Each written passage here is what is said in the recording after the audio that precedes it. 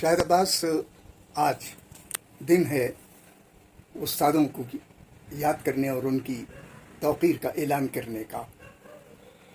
मुझे एक सच्ची बात कहने की इजाज़त दीजिए। इजाज़त है? यकीनन। आज का उस्ताद, खुदा भला करे उसका, मेरी दुआएं हैं उसके लिए।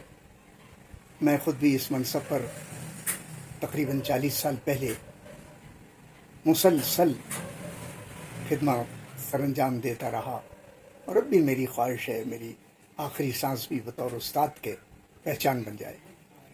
सच ये है कि आज का उस्ताद अपने रवैये में उस्ताद नज़र नहीं आता, ना अपनी चलत में, ना अपनी बोलचाल में, ना अपने अखलाक में।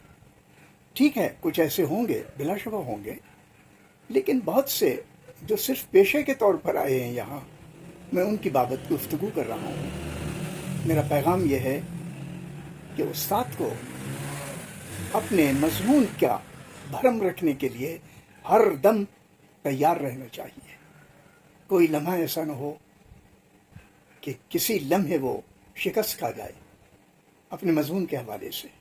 ख़ास तौर पे ज़बान का उस्ताद हर जगह चलत फिरत में, बोलचाल में, उठने बैठने में पहचाना जाता है। इसकी लाज रखना चाहिए, ख़ास तौर पर ज़बान और अदब के उस्ताद को। मज़हबियात पढ़ाने वाले उस्ताद अखलाकियात का मज़हर और पैकर होने चाहिए, तवक्को है। और उलूम तबीयात और तकनीकी उलूम के असातिज़ा हर दम ईजाद और इख्तिरा की तरफ ज़हन को लाएँ। अच्छा उस्ताद वो होगा जो ज़माने से अलग होकर अपना इम्तियाज़ बाकी रखता है और वो मुआशरे के काम आता है। शुक्रिया।